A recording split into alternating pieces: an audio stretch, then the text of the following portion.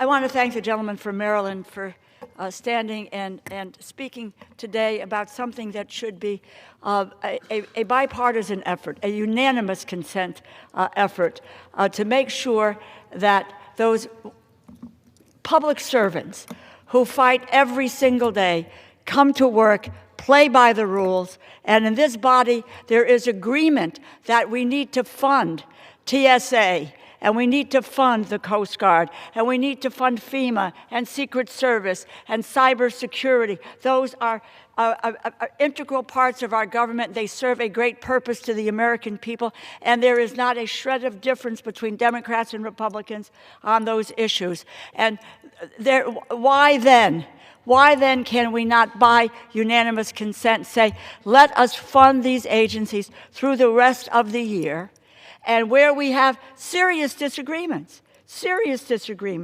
with ICE or CBP, and we can, on a parallel track, be able to address those issues. I could not be more proud to have worked on a bipartisan basis to pass 11 appropriations bills, 11 of our appropriations bills, reclaiming the power of the purse for the Congress as it should be, and reclaiming that is what we're doing here with making sure that we can fund these agencies through the rest of the year. There are serious difficulties with ICE. The American public gets it. They understand it. This is a marauding band of masked and armed agents all over our streets and terrorizing our communities and being responsible for the killing of Renee Good and Alex Preddy.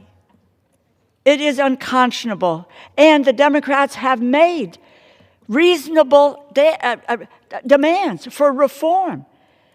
Reforms that have been in the public view now for a very long time. How about we don't detain and deport American citizens?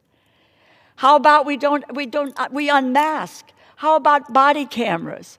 How about a warrant before you knock in somebody's door? What about training? Serious training, not 47 days of training. These are absolutely bedrock reforms that can be done, and we can overhaul an agency, make it run as it is supposed to be run. Do we need to have border enforcement? Yes, but this is out of control.